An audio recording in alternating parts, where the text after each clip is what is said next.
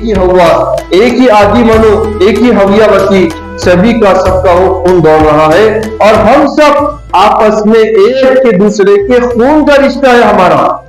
Follow करने वाला उनके मां का नाम सुनीति होगा और उनको धम्म पत्र क्रमांक 217 में लिखा कि बौद्ध जी ने कहा, न मैं पहला बुद्ध हूँ और ना ही आखिरी हूँ, मेरे बाद एक बौद्ध आएंगे, वो ज्ञानी होंगे, वो जो कुछ भी कहेंगे ईश्वर की ओर से कहेंगे। जब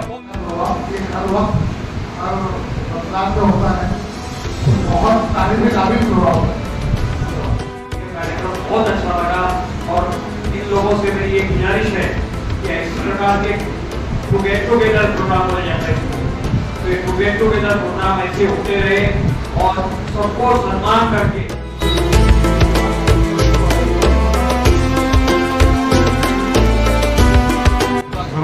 और अपना सन त्योहार आज़ादी से और सुरक्षित मना सकता है। तो ये नफरत की जो दुनिया है उसमें अगर मोहब्बत कहीं मिलती है तो वह मस्जिद है, मंदिर है और यहाँ पर आकर हमारे बहुत पवित्र होगा। और लहू मा फिस समावाति व मा फिल अर्दि मा वल्लज़ी यशफ़अउ बिइज़्निही यअलमु मा बैना अयदीहिम व मा खल्फहुम व ला युहीतूना बिशैइन मिन इल्मिही इल्ला बिमा शाअ वसिअ कुर्सियुहुस समावाति वल अर्द व ला यऊदुहु। मैं आप सभी का बहुत आभारी हूँ, दिल के साथ में आप सबका स्वागत करता हूँ कि आपने बहुत ही कीमती समय निकालकर यहाँ मस्जिद में प्रवेश किया और आप अपने मालिक के घर में आए हैं। मित्रों, ये आज का ये कार्यक्रम यूं समझ लीजिए दिलों को मिलाने का कार्यक्रम है। ये हमारे और आपके बीच में जो गैर समझ है, ये गैर समझ को दूर करने का काम है। ये ऐसा कार्य शुरू है कि हम और आपस में एक दूसरे के साथ में रहते हैं। हमारे लिए ये जरूरी है, बिल्कुल आवश्यकता है इस चीज की कि हम मिलकर बैठे, एक दूसरे के साथ प्रेम, एकता, मोहब्बत की बात करें, एक दूसरे को अपना दिल का हाल सुनाए, क्योंकि हम सब एक माँ बाप की संतान हैं, हम सब एक माँ बाप की औलाद हैं और हम सब के, आपकी, हमारी सबके लोगों में एक ही आदम, एक ही हवा, एक ही आदि मनु, एक ही हवियावती, सभी का सबका वो खून दौड़ रहा है और हम सब आपस में एक के दूसरे के खून का रिश्ता है हमारा। ये हम नहीं कह रहे कि पवित्र कुरान ने कहा कि ऐ मानो हमने तुम सबको एक माँ और एक बाप से पैदा किया, तो हम सब आपस में एक दूसरे के खून के रिश्ते के नाते के शरीक है। समझ रहे आप? इसलिए आप हमारे बड़े भाई, हम आपके छोटे भाई, और मैं तो छोटा भाई, आप हमारे बड़े भाई, उम्र में ज्यादा बड़े हैं। तो आज का कार्यक्रम का सबसे बड़ा उद्देश्य है कि रमजान के अंदर जो मुस्लिम समाज के अंदर कार्य होते हैं, जैसे रोजा किस तरह खोला जाता है वो आपने देखा, रमजान में नमाज का पठन किस तरह होता वो भी आपने देखा है। अब ये मेरे एक दो टॉपिक है कि अजान का अर्थ क्या होता है, मस्जिद में उपासना किस तरह की जाती है, किस प्रकार की मालिक के सामने प्रार्थना होती है। ये दो तीन चीजें हैं जिसको क्लियर करना, आपको बताना बहुत जरूरी है। सबसे पहले समझिए कि ये मस्जिद का अर्थ होता है माथा टेकने का स्थान, कि मनुष्य अपने आप को, अपने इस माथे को मालिक के सामने टेक दे, इसको कहा जाता है सजदा, या सजदा करना, अपने माथे को टेक देना। इसको अरबी भाषा में कहा जाता है मस्जिद। अब मस्जिद में क्या होता है कि आने से पहले 5 टाइम, सूरज निकलने से पहले, सूरज जब बीच में आ जाए, फिर थोड़ा ढल जाए उस वक्त 2, तीसरा सूरज जब पीला हो जाता, मतलब पीला होने से पहले पहले तीसरी नमाज होती है, फिर चौथा जब सूर्य डूब जाता, जैसे अभी सूरज डूब गया तो एक नमाज, और इसके 1-1.5 घंटे के बाद में 5 वक्त की नमाज होती है। लेकिन ये सूर्य की पूजा नहीं है, बल्कि जिस मालिक ने सूर्य को जन्म दिया, जिस मालिक ने इसको क्रिएट किया, उस मालिक के सामने झुकने का नाम नमाज होता है। और ये 5 टाइम इसकी एक रूल है, 5 टाइम नमाज के ये रूल है। नहीं दोस्तों, बस सुन, ये 5 टाइम नमाज के रूल है, इसी में नमाज पढ़ी जाती है। टाइमिंग इसमें थोड़ी आगे पीछे होती है, बाकी बिल्कुल वक्त पे टाइमिंग का इसमें बहुत लिहाज रखा जाता है। तो सबसे पहले जो अजान होती है 5 टाइम, इस अजान के अर्थ को समझिए आप। अरबी भाषा है। मैं एक एक वर्ड आपके सामने क्लियर करूंगा, आप उसको बहुत विशिष्टता से सुनिएगा। पहला वर्ड है अरबी का अल्लाहु अकबर, अल्लाहु अकबर। अरबी भाषा है कि ऐ मालिक तू सर्वश्रेष्ठ है, ऐ मालिक तेरी जय जयकार, ऐ प्रभु तू सबसे बड़ा, ऐ अल्लाह तू सबसे बड़ा, ऐ निर्माता तू सर्वश्रेष्ठ है। दो वर्ड है, एक है अल्लाह, एक है अकबर। अल्लाह यानी क्या? परमात्मा, ईश्वर, गॉड, मालिक, प्रभु। ये सब अलग अलग नहीं है, ये सब एक ही नाम है। जैसे मेरे पास में ये मोबाइल है, इसको मोबाइल कहते हैं अंग्रेजी में, अरबी में इसको जवाल कहते हैं, फारसी में कुछ और नाम है, अंग्रेजी में कुछ और नाम, यानी अनेक प्रकार के अलग अलग सब नाम है। वास्तविकता में चीज क्या है? इससे पहले मैंने जो कहा यह होता, एक आसान एग्जांपल दिया था मैंने आपको कि जैसे पानी होता है, पानी, मैंने 4 मित्रों को कहा कि एक हमारे चाचा को मैंने कहा कि पानी लेकर आओ, दूसरे को कहा जल लाओ, तीसरे को कहा वाटर लाओ, चौथे को कहा नींबू लाओ। तो ये सब मेरे मित्र जो है अलग अलग वस्तु लाएंगे कि एक ही लाएंगे? बोलो, एक ही लाएंगे। क्या लाएंगे वो? साधारण भाषा में पानी लेकर आएंगे। अब बताओ, ये सब अलग अलग हुआ, ये एक ही हुआ? सेम इसी प्रकार किसी ने उस जीवन दाता को परमेश्वर कहा, किसी ने उसको जो है मालिक कहा, किसी ने उसको अल्लाह कहा, किसी ने उसको रहमान कहा, किसी ने उसको गॉड कहा। तो ये सब अलग अलग नहीं है, ये सब एक ही है। एकम सद विप्रा बहुधा वदंती, एकम सद, एक ही सच्चा मालिक है, बहुधा वदंती, विद्वानों ने उसको अलग अलग नामों से याद किया, वरना वो मालिक सबका एक ही है। वही उस मालिक को अरबी भाषा में कहा जाता है।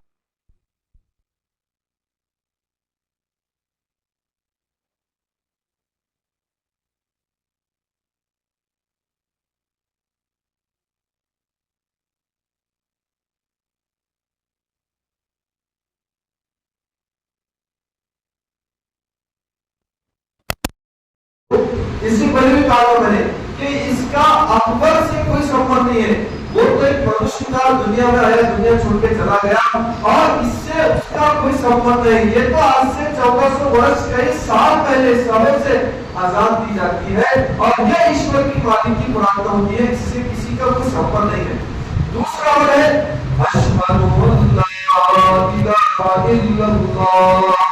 मैं सच्चे मन से बुद्धिमान होकर इस बात की शपथ देता हूँ कि ईश्वर के सिवा, अल्लाह के सिवा, वाली के सिवा, खुदा के सिवा, भगवान के सिवा कोई पूजा उपासना भक्ति की योग्य नहीं है। और ये सत्य है, जिस मालिक ने जीवन दिया उसके बराबर तो हो सकता नहीं हो सकता। उसको अभी में ट्रांसलेट करें तो उसका मीनिंग होता है अशहदु अल्ला इलाहा इल्लल्लाह। मैं सच्चे मन से इस बात की शपथ देता हूँ कि ईश्वर के सिवा, मालिक के सिवा कोई पूजा उपासना की भक्ति की योग्य नहीं। तीसरा वर्ड है अशहदु अन्ना मुहम्मदर रसूलुल्लाह। मैं सच्चे मन से इस बात की बुद्धिमान होकर शपथ लेता हूँ कि माननीय मोहम्मद साहब पैगंबर ये भगवान नहीं है, ये खुदा के भेजे हुए मैसेंजर है, संदेश का है, पैगंबर साहब है। वरना कोई ये समझे कि माननीय मोहम्मद साहब मुसलमानों के भगवान है, नहीं, वो एक मैसेंजर थे, दया करने के सागर थे, वो रहमतुल लिल आलमीन है, और वो सारी मानवता के लिए है, वो मुसलमानों के भगवान नहीं है, बल्कि पैगंबर रसूल सारी मानवता के लिए है। चौथा है हय्या अलस सलाह, आओ नमाज के लिए, आओ मालिक के सामने झुकने के लिए। नमाज क्या होती है? इससे पहले मैंने बताया था कि टॉपिक बिल्कुल आखिर में हुआ ताकि आपको समझ में आए, और हमारे आपकी बीच में जो गैर समझ है इसको दूर करना बहुत जरूरी है। तो नमाज का वही बात आपको बताता हूँ कि नमन करना, झुकना मालिक के सामने। फिर छठा है हय्या अलल फलाह, आओ कामयाबी की तरफ, आओ नजात की तरफ। दुनिया वाले 100 नंबर से पास करेंगे, कितने से? 100 नंबर से। लेकिन मनुष्य ये चाहे कि मेरा मालिक उसको 110 नंबर से पास करे, उसके लिए अनिवार्य है कि वो ईश्वर की जय जयकार करे, मालिक की गुण को गाए। उसको अरबी में ट्रांसलेट करके कहा जाता हय्या अलल फलाह, आओ कामयाबी की तरफ। 100 नंबर से 110 नंबर से कामयाब होना है, पास होना है, तो मालिक की जय जयकार करो। उसको अरबी में कहा जाता हय्या अलल फलाह, आओ कामयाबी की तरफ। फिर एक वर्ड अस्सलातु खैरुम मिनन नौम, ये सूरज निकलने से पहले कहा जाता। अभी ठंडी चालू है, ठंडी कम है, मामूली है, गर्मी है वैसे तो, लेकिन सुबह सुबह जो ठंडी होती है, आदमी का दिल नहीं चाहता कि गरम गरम बिस्तर को छोड़े, ठंडी रहे, पानी में हाथ डाले। लेकिन उस वक्त मनुष्य को ये बेहतरीन शिक्षा दी गई इस्लाम के अंदर कि नहीं, प्यारे मनुष्य, तू ईश्वर के सामने झुकेगा तो दुनिया वालों के सामने जब तू जाएगा तो उनके सामने इस तरह व्यवहार करेगा, इस तरह उनके साथ लेन देन करेगा कि वहां किसी को धोखा नहीं दे सकेगा, वहां किसी के सामने कोई इस तरह के कार्य नहीं करेगा जिससे मालिक को तकलीफ पहुंचती है, बल्कि उसको एक शिक्षा दी गई कि तू लोगों से मिलने वाला है, लेन देन करने वाला है, तो तेरे लिए कंपलसरी है कि तू मालिक के सामने झुक जा, क्योंकि देखो सूरज निकलने के बाद में सारे लोगों से मिलना है। तो पहले उसको मालिक के शरण में आना है, मालिक के सामने झुकना है, तो उसको शिक्षा दी गई, गरम बिस्तर को छोड़, दुनिया को छोड़, बीवी को छोड़, घर-बार को छोड़, जा मस्जिद के अंदर और ये कहते कि नींद से बहुत बड़ी चीज है मालिक के सामने झुकना। फिर वापस रिपीट किया, अल्लाहु अकबर, अल्लाहु अकबर, ऐ प्रभु सबसे बड़ा, ऐ मालिक सबसे बड़ा, ऐ खुदा सबसे बड़ा, ला इलाहा इल्लल्लाह, मालिक के जैसा दूसरा कोई पूजा उपासना भक्ति की योग्य नहीं।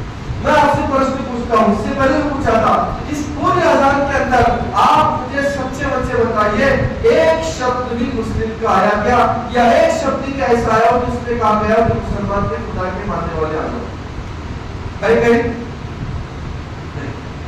लेकिन कसूर हमारा है कि हमने बताई नहीं सच्चाई। मैं आपसे मालिक के घर में सच्चे दिल से विनती करता हूँ, जब भी अज़ान होगी आपने उस वक्त ये विचार करना और अपने दिल को एक टटोल के कहना कि ये मुसलमान के खुदा की प्रार्थना की बात नहीं हो रही है, ये तो पूरे ब्रह्मांड के चलाने वाले खुदा परमेश्वर की बात हो रही है, जो मेरा नहीं बनाने वाला है, उस खुदा की बात हो रही है। अज़ान तो सारी मानवता के लिए, लेकिन क्या हो गया कि उसको हमने बांट दिया है कि ये तो मुस्लिम के लिए, जबकि उसमें एक शब्द भी ऐसा नहीं है। तो ये टॉपिक ये था कि अज़ान का अर्थ क्या होता है, मैंने आपके सामने हिंदी में अंग्रेजी में बताया। दूसरा ये है कि मस्जिद के अंदर आने से पहले वज़ू किया जाता है, यानी पवित्रता और एक होता है स्वच्छता। इससे पहले बताया था कि देखो मैं आपके सामने खड़ा हूँ, कपड़े मेरे प्रेस किए हुए सब है, तो ये तो हो गया मैं स्वच्छ कितना, लेकिन इस्लाम में इससे दो कदम आगे बढ़ने को कहा कि नहीं, तुम स्वच्छता तो है तुम्हारे अंदर, लेकिन तुमको पवित्रता का इस्तेमाल करना, पवित्रता को रूल को फॉलो करना ये तुम्हारे लिए जरूरी है। पवित्रता यानी क्या? फॉर एग्जाम्पल मैंने कहीं समझो गलती कर आ गया या मेरा बर्थ टिकट हो गया, तो अब इस्लाम में शिक्षा दी गई कि अब तुमको मस्जिद में समझो आना है या नमाज करना नहीं, तो अब तुम्हारे लिए ये जरूरी है कि अब तुम जो है पवित्रता को यूज करो, पवित्रता को यूज करो। तो अब पवित्रता कैसे होती है? फॉर एग्जाम्पल नल पे गया, पहले 3 बार अपने हाथों को धो लिया, फिर ये ठोड़ को 3 बार धो लिया, ये नाक को 3 बार धो लिया, ये चेहरे को 3 बार धोना है, ये हाथ को 3 बार और इसको भी 3 बार धोना है, ये माथे को 3 बार भी धोना है। नल पे हाथ डाल के झटक लिए पूरे माथे पर ऐसा फेर लिए, और उसके बाद में जो है ये पैर को 3 बार धो लिए, और उसके बाद छोटी उंगली से इसको भी 3 बार इस तरह धो लिए, इसको वॉश कर लिए। तो इसका सबसे बड़ा फायदा क्या होता है कि मनुष्य को एक तरह की शांति मिलती है कि मैंने 5 मरतबा, देखो ये वज़ू जो है हर बार हर एक पॉइंट को, एक जूस को जो है 3 बार धोया जाता है। कितनी बार? 3 बार। चेहरा, कोन, हाथ, पैर 3, और 5 बार नमाज पढ़ी जाती है। तो दिन में कितनी मरतबा हुआ?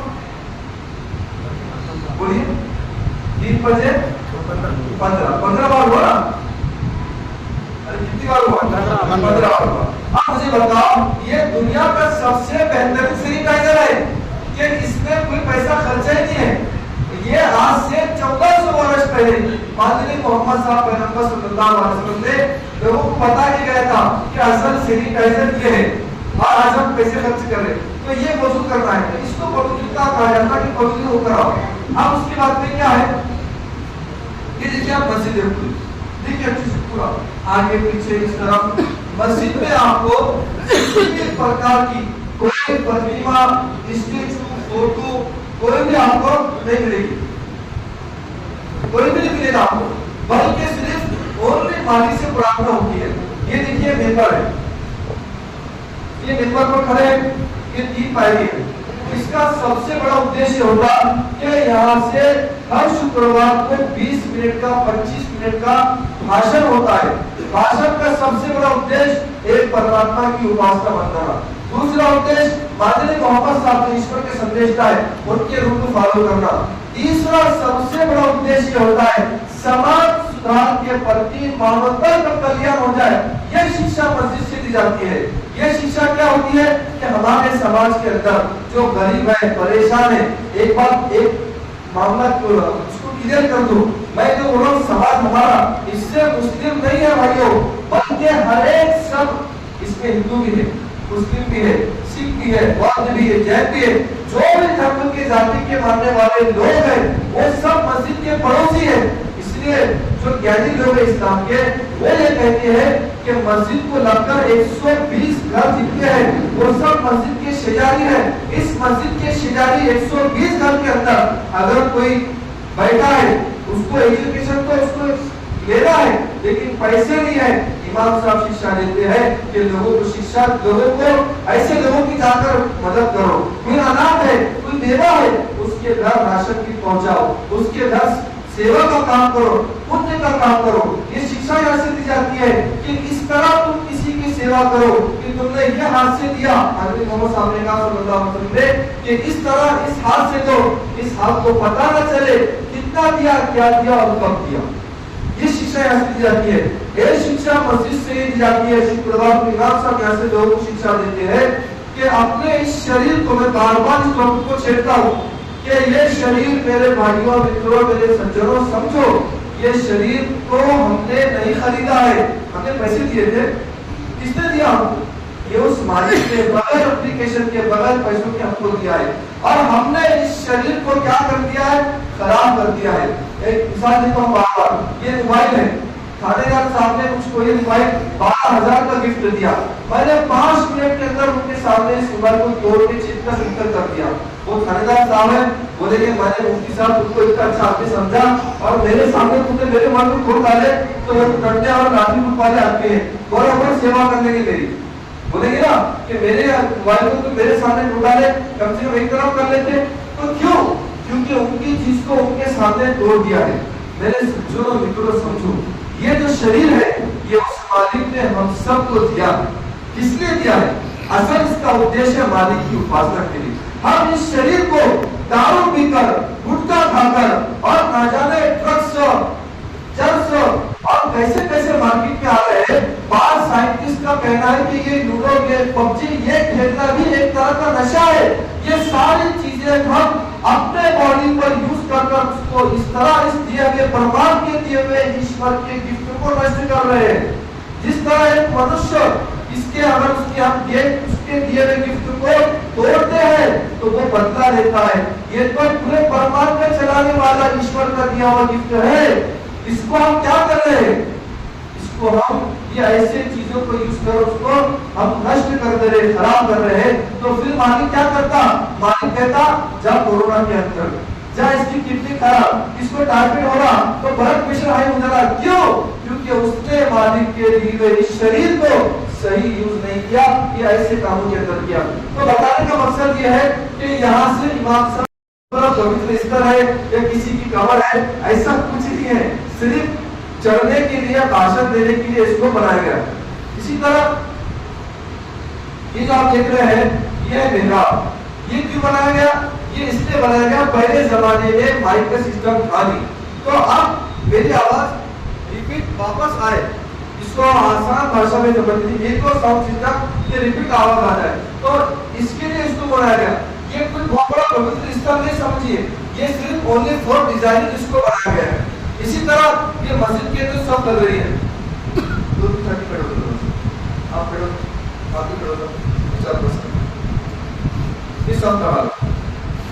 देखो इसमें कोई कारोबारी है, कोई मौलाना साहब है, कोई अपने क्षेत्रीय है, आप इधर आओ।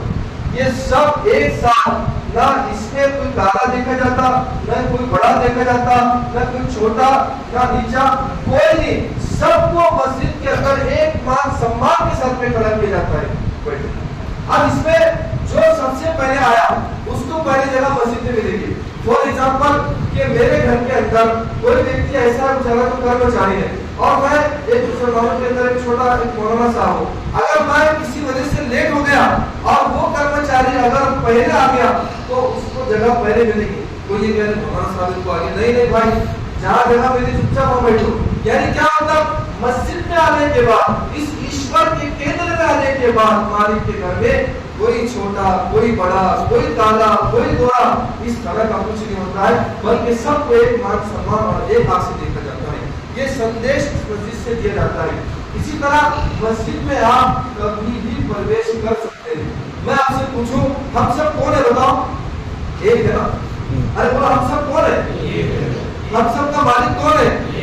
ये मालिक का घर है। तो ये सिर्फ मुसलमानों के लिए होगा या सबके लिए होगा? तो इसलिए आप मस्जिद में कभी भी प्रवेश कर सकते हैं, मस्जिद में आ सकते हैं।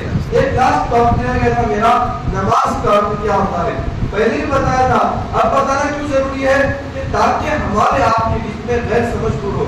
देखो, नमाज शब्द बहुत जिम्मेदारी से, यहाँ मुफ्ती सिद्दीक साहब हमारे धर्मपुर इस मस्जिद के इमाम साहब, बड़े उनको मुस्लिम समाज के है, उनके सामने और दूसरे भी साहबी और सीनियर पत्रकार लोग हैं, उनके सामने कहता हूं कि नमाज शब्द ये अरबी का शब्द नहीं है, नहीं अरबी का शब्द और उर्दू का भी शब्द नहीं है। फिर ये किस भाषा का वर्ड है? ये देश की सबसे पुरानी भाषा, अगर किसको शुमार किया जा सकता है तो ये देश की पुरानी भाषाओं में एक भाषा संस्कृत का वर्ड है, जिसका रूट वर्ड होता है नमः अज, के ऐ दास, ऐ प्यारे मनुष्य, तू अगर मेरी उपासना करना चाहता है तो उस मालिक के सामने उपासना कर कि जो मालिक अजन्मा है। यानी नमन करना उस मालिक के सामने जो अजन्मा है, जिसको किसी ने जन्म नहीं दिया, ना वो किसी से जन्म गया। और जो धार्मिक ग्रंथ है, धार्मिक ग्रंथ को हम पढ़ते हैं, उसमें लिखा है कि ईश्वर ने कहा कि इस तरह मेरी उपासना करना दास कि जिसमें साष्टांग प्रणाम यूज होते हो। साष्टांग प्रणाम क्या है? यानी अष्ट अंग, इस तरह इबादत करना, पूजा करना, वंदना करना कि जिसमें बॉडी के 8 पार्ट यूज होते हो। जैसे अजान हो गई और मैं पवित्र होकर आ गया, अब मैं एक मस्जिद के अंदर खड़ा हूँ, अब मुझको मालिक के सामने प्रार्थना करना है, तो अब मैं कि मेरे 2 पैर पड़े, कितने हो गए? 2 पैर। फिर उसके बाद मैंने अपने घुटने टेक दिया। ये घुटने टेकने का रीजन क्या? कि मैंने किसी और के सामने नहीं, बल्कि ब्रह्मांड के चलाने वाले ईश्वर के सामने मैंने अपने घुटनों को टेक दिया हूँ। तो ये 2 और 2 कितने हुए? 4। उसके बाद ये हाथ टेक दिया, कितने हुए? हाथ टेकने का मतलब क्या? कि वो अपने मन के अंदर ये विचार बुलाए, ये हाथों से मैंने क्या क्या काम नहीं किया होगा, किसको तकलीफ पहुंचाया होगा और लोगों पर दादागिरी किया होगा, तो ये मालिक मैं क्षमा करता हूँ, मैं अपने हाथों को तेरे सामने झुका रहा हूँ, किसी और के सामने नहीं झुका रहा। इसके लिए हाथों को टेक दिया, कितने हुए? 6। ये नाक टेक दिया, कितने हुए? 7। ये माथा टेक दिया। ये नाक और माथा टेकने का रीजन क्या? नाक ही सबसे बड़ा मसला है साहब। लोग क्या बोलते हैं? वकील साहब क्या बोले, हमारी नाक काट डालेगा। अरे हिस्ट्री आज तक किसी नाक ही नहीं कटी, लेकिन क्या है, एक वो है लोगों का कि हमारी नाक कट जाएगी का। तो मतलब क्या कि है परमात्मा, मैं सब कुछ कुर्बान कर देता हूँ तेरे सामने, तो मुझको समाज में इज्जत दे दे, तो मुझको समाज में मानवता की कल्याण के वास्ते कबूल कर ले। माथा टेकने का रीजन क्या? किसी का माथा अच्छा रहा साहब तो लोगों को दवाखाने ले जाएगा, किसी के साथ प्रेम करेगा, जिसको देखेगा बोलेगा ये मेरा भाई है, ये तो मुस्लिम है, ये तो हिंदू है, ये तो ये मेरे महल्ले का पड़ोसी है। तो माथा अच्छा रहा, उसका माथा खराब क्या होते हैं? छोड़ उसका माथा, उसका घोड़ा खराब है। तो ये माथा इसलिए टिका जाता कि वो मालिक के सामने पूरा जीत जाएगा। कितने हुए?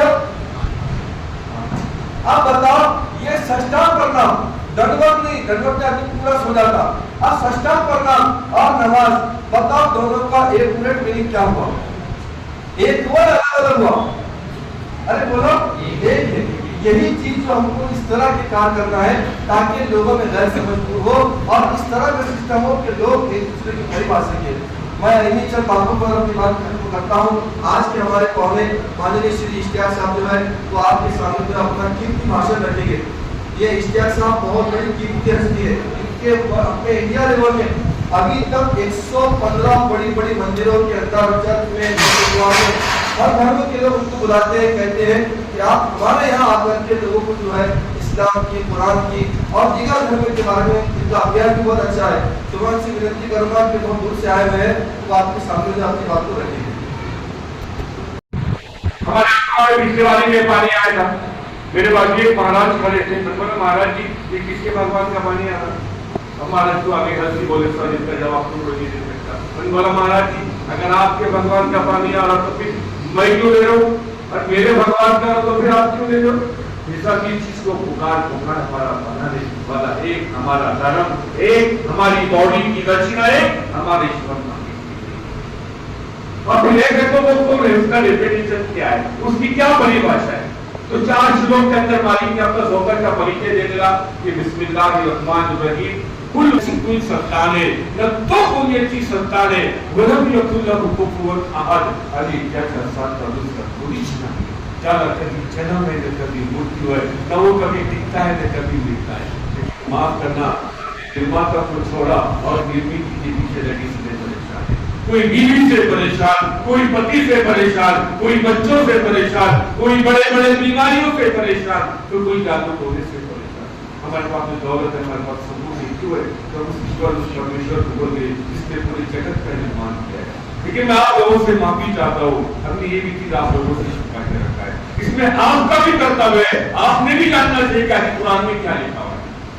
कहते थे हम भी सो रहे हैं, हमने चेक करना चाहिए आखिर कुरान में क्या लिखा हुआ है। अभी कुरान मराठी में अवेलेबल है, अभी तक उसको पढ़िए, हर जगह अवेलेबल, हर भाषा में अवेलेबल है, उसे पढ़िए कि कुरान में क्या लिखा हुआ है। वो तो ईश्वरी ग्रंथ है, सारे जो सारे जो सृष्टि का कर्ता करता है उसकी तो यही वाणी है जो दुनिया के अंदर 23 साल के अंदर पूरी, और वो यही महीने के अंदर अवतरित हुआ। कुरान जो हुआ वो ये महीने में उसकी शुरुआत हुई, रमजान के महीने के अंदर। तो मालिक कहता है कि जो हमें लोग उस मालिक ने नोटिस किया है वो इंसान मनुष्य वाले ने नोटिस किया है, इंसान है मनुष्य। जो मालिक ने हमारे लिए कितना बड़ा उपकार किया कभी हमने गौर किया? क्या आपका मेरा कोई दुनिया में आने का एग्रीमेंट था कि मुझे हिंदुस्तान में पैदा होना है, इंसान में भी पैदा होना है, मैं कोई पक्ष बनाने नहीं बना हुआ? वो मालिक ने सबसे बड़े हमारे पर एहसान किया, हमें इंसान बनाया और हमारे आने से पहले पूरा ब्रह्मांड हमारी सेवा में लगा दिया। हमारे आने से पहले हमारे माँ के अंदर ममता डाल दिया, हम इतने बड़े हुए। हमारे आने से पहले हमारे माँ की छाती में दूध की व्यवस्था कर दिया। जो मैं आपके सामने बात कर रहा हूँ वो मेरे माँ के दूध के कारण, उसमें विटामिन प्रोटीन डालने वाला तो वो मालिक ने 2 तोड्यामध्ये 7 लाख क्या मेरे दिलेले आहे आणि 1 कानमध्ये 1 लाख मालिक दिलेला आहे। आपल्याला 24 घंटेमध्ये 23,000 सांसे घेतो आणि 12 घंटेमध्ये सध्या आपल्याला 3 सिलेंडर ऑक्सिजनची घेतो। एक की पुरानी कीमत 380 रुपए, 1 साल का कैलकुलेशन केला 13,82,000 की ऑक्सीजन में दो, त्याला 50 साल से कैलकुलेशन केला तो 6 करोड़ 60 लाख की ऑक्सीजन घेतो। कधी मालिकला बिल देना, कधी टैक्स भरना, पर अभी कोरोना काल गया 10% ऑक्सीजन नहीं मिली थी, कितने लोग ऊपर चले गए। वो कैसा प्यारा मालिक है, जब रात को नींद में सोते वहां भी ऑक्सीजन देता है और प्यारा मालिक कभी उनसे बिल भी नहीं मांगता। और ना आप गौर करिए इतना अहंकार मच गया था कि मैंने एक गैस करके ऑक्सीजन की कंपनी को दी थी और वो कैसा प्यारा, वो सब कुछ मांगता है। वो कितना दयालु और कितना कृपावान है, वो जो एक पाक के अच्छे गुनहगार को भी खिलाता है, हमसे हिसाब से नहीं मांगता। उस ईश्वर को, उस परमेश्वर उस अल्लाह को हम भूल गए, इसलिए हम परेशान हैं। कभी आपने गौर किए कि इतना बड़ा आसमान बिगड़ कालम का बिगड़ भीम का कैसा बना? आज सूर्य दुनिया से 13 लाख गुना ज्यादा बड़ा है। जब एक सूरज की किरणें जमीन पर आती है तो 1 सेकंड में 3 लाख किलोमीटर चलती है। तो जमीन पे पहुंचने के लिए 8 मिनट 16 सेकंड लगते हैं। तो फिर बनाने वाला मालिक कितना बड़ा होना चाहिए? आपकी मेरी जो गैलेक्सी है इसमें 300 अरब से भी अधिक सूर्य है, तो फिर बनाने वाला मालिक कितना बड़ा होना चाहिए? इसमें जवाब नहीं हो सकता है। कभी आपने नारियल का झाड़ देखा होगा, उसकी लेंथ कितनी आती है? करीबन 40 मीटर की आती है। तो नीचे कितने हाउस बोट की मोटर लगी है जो ऊपर पानी नारियल में पहुंच रहा है? तो हम एक गिलास पानी पीते हैं, क्या उसका प्रोसेस है? कभी गौर किया हमने? जब समंदर से पानी भाप बन के ऊपर उठता है तो ऊपर दूसरी पैटर्न लगी है, फिर ऊपर खोलता आरो का पानी लगा हुआ है, वहाँ पानी फिल्टर और खाने का मीठा पानी। अब वो 50 से समझ लो दिल्ली तुम्हारे बॉम्बे 600 किलोमीटर दूर है, फिर वो पानी का ट्रांसपोर्टिंग कैसा हो रहा होगा, वो मीठा बन के कैसा आ रहा होगा, कभी दौड़ की वो प्यारे पानी की हवा को चलाया, अपने उस पानी पूरे दुनिया में पानी को फैला दिया। हमारे एरिया में पानी की तो जमीन उसको स्टोर कर देती है और जब भी बोर से पानी निकालो ताजा पानी मिलता है। वही पानी आप सीमा में जाओ उधर आइस बन जाता है, जबकि टेम्परेचर बढ़ता है, नदियां बहना शुरू हो जाती है। के लिए ये पूरा फरमान उस प्यारे मालिक ने, उस दयालु मालिक ने हमारी सेवा के लिए उतारा है, फिर हम कहाँ बढ़ेंगे।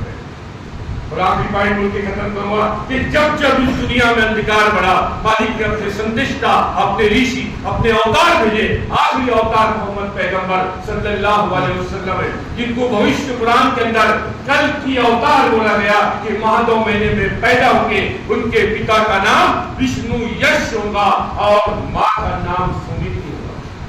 विष्णु यश का मीनिंग है मालिक की आज्ञा का पालन करने वाला। मैं किसी को गाली पकड़ो, किसी पे अत्याचार करो, झूठ बोलो, माफ करना मैं उस मालिक को जो उसका मीनिंग जो ये होता है कि जो एक उसको एक स्पिरिट में इसके अंदर इसको बोलेंगे उसके आदेश का फॉलो करने वाला। उनके माँ का नाम सुनीति होगा और उनको धम्म पत्राध्याय क्रमांक 217 में लिखा कि बौद्ध जी ने कहा, न मैं पहला बुद्ध हूँ और ना ही आखिरी हूँ, मेरे बाद एक बौद्ध आएंगे, वो ज्ञानी होंगे, वो जो कुछ भी कहेंगे ईश्वर की ओर से कहेंगे। जब बौद्ध जी का अंतिम समय था, अपने शिष्य नंदा को बुलाया, हे नंदा मेरे बाद एक मैत्री आने वाले हैं। तो मैत्री ही मोहम्मद पैगंबर सल्लल्लाहु अलैहि वसल्लम। इसमें कुरान के अंदर रहमतुल आलमीन बोला गया है। हमें संदेश दिया गया तुम्हारे माता पिता एक है, किसी को गाली मत बको, किसी पे अत्याचार मत करो, गलत मत देखो, गलत विचार मत करो। और मोहम्मद सल्लल्लाहु अलैहि वसल्लम ने कहा, जब मैं घर में प्रवेश करता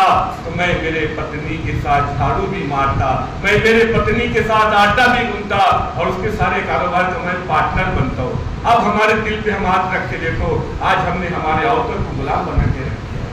हमने एक औरत, हमने हमारी एक मशीन बना के रख दिया है। जब एक बच्ची छोटी होती है अपने माँ बाप के अंदर में होती है, जब वही बच्ची बड़ी होती है सब कुछ छोड़ के, अपना आंगन छोड़ के अपने पति के साथ रहती है, और इधर मैका भी संभालती है और ससुराल भी संभालती है। और जब वही बच्ची बूढ़ी होती है फिर वापस अपने बच्चों के अंदर में आ जाती है। उस औरत को बचपन में, जवानी में, बुढ़ापे में सिर्फ त्याग और कुर्बानी देना पड़ता। तो मोहम्मद पैगंबर सल्लल्लाहु अलैहि वसल्लम ने कहा, अब जा तेरे माँ के पैरों तले सर गए। और वो दुनिया का बदनसीब इंसान है जिसके माता पिता जीवन है और सही पालन पोषण न करे। अगर पूरी दुनिया मुझसे खुश है और मेरे माता पिता अगर मुझसे नाराज है, मैं कामयाब नहीं हो सकता। मेडिकल साइंस का जिस वक्त बच्चे को मां जन्म देती है 200 हड्डियां टूटने का पेन होता है, हमारी एक हड्डी टूटती हम चल भी नहीं सकते। उस मां की कुर्बानी को सलाम कि 200 हड्डियां टूटने के बाद भी वो अपने बच्चे को दूध पिलाती है। हमने हमारे चमड़ी के भी हमने हमारे माँ बाप को जूते बनाकर पिलाए तो भी कम है। इसलिए बाप जन्नत का दरवाजा है और माँ के पैरों तले सर है। वो दुनिया का बदनसीब इंसान है, ये दोनों होने के बाद भी उनकी सेवा न करे वो दुनिया में कामयाब हो ही नहीं सकता। उसे मालिक खुश हो ही नहीं सकता जिसके माँ बाप उससे नाराज है। और जिंदगी में माँ बाप एक बार मिलते हैं कि जन्म की सेवा करो। मैं तो हमेशा विनती करता हूँ कि सोते समय कम से कम अपने माँ बाप के पैर दबाया करो, कभी परेशान नहीं होंगे। जिसको माँ बाप की दुआ लग जाती है वो बिल्कुल कामयाब हो सकता है। ये सबसे बड़ा उद्देश्य दर्शक का महात्मा का आपने ये उद्देश्य हमको बताया। अल्लाह कुरान में कहता है कि तुम जमीन वालों पे दया करो, आसमान वाला तुम पे दया करेगा। अल्लाह ने कहा ये दुनिया मेरा कुतबा है, जो इसकी मदद करा वो मेरे सबसे करीब है। उसके दिल में तलब चाहिए मेरा भाई है, ये मेरे खूनी रिश्ते का भाई है, हमें यहाँ से तलब चाहिए। ये गैर वैर ये बिल्कुल निकाल के देखो। जब अल्लाह कुरान में कह देता है कि तुम एक माँ बाप की संतान हो तो हमारी क्या औकात है कि तुम धर्म के अंदर बढ़ रहे हो। धर्म तो हमने पैदा की ना, धर्म तो हमारी पैदावार है। धर्म की परिभाषा क्या है कि मैं मेरे माँ बाप के साथ में कैसा रहूं, मुझे ये धर्म सिखाता है। मैं पत्नी के साथ में कैसा रहूं, ये मुझे धर्म सिखाता है। भूखे को खाना खिलाना, प्यासे को पानी पिलाना, ये धर्म सिखाता है। ये हमारी जीवन व्यवस्था है।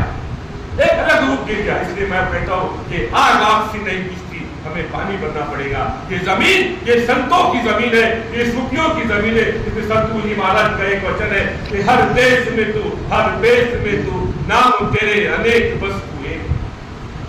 हमारे एक स्वामी समर्थ के महाराज है, अन्ना साहब मोरे करके, वो तो मुझे बेटा मानते कहते हैं कि घर का आदमी कार्यक्रम की व्यवस्था होना करते हैं। जहाँ भी मौली का कार्यक्रम होता है, उनके मौली साहब मुझे मैसेज आ जाता है कि सर आप यहाँ पे कार्यक्रम में आ जाते हैं।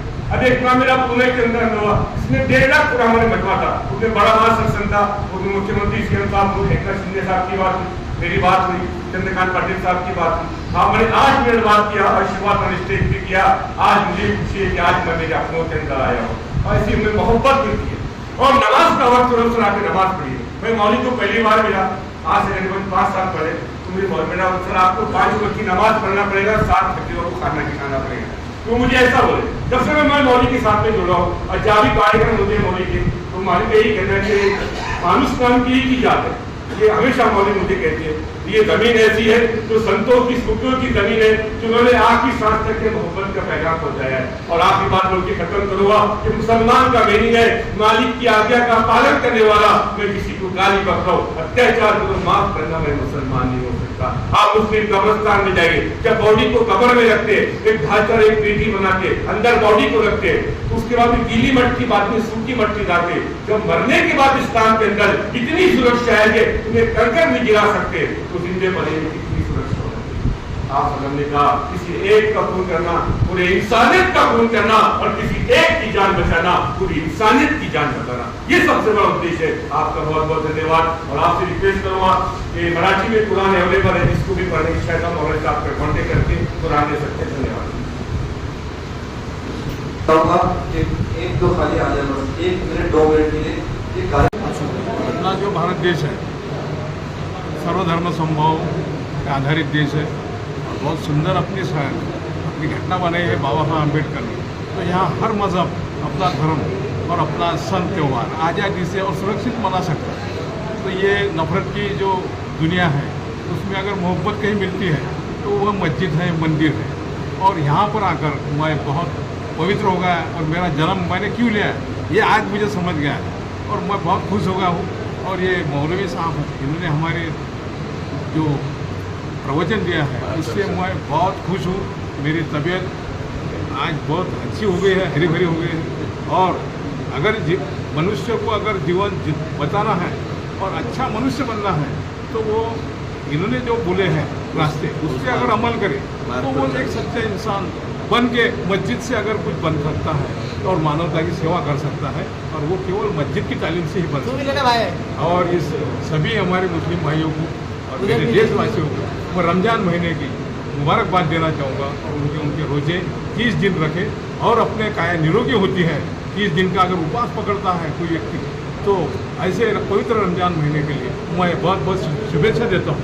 और अपने इस मौलवी साहब को मैं प्रणाम करता हूँ दिल से, तहे दिल से। सभी भाइयों को रमज़ान महीने की मुबारकबाद देता हूँ। जय हिंद, जय भारत। बहुत अच्छा लगा और आपने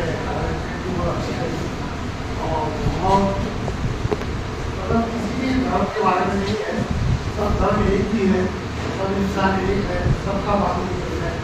और विशेषतः अब अपने माँ बाप की सेवा करना चाहिए।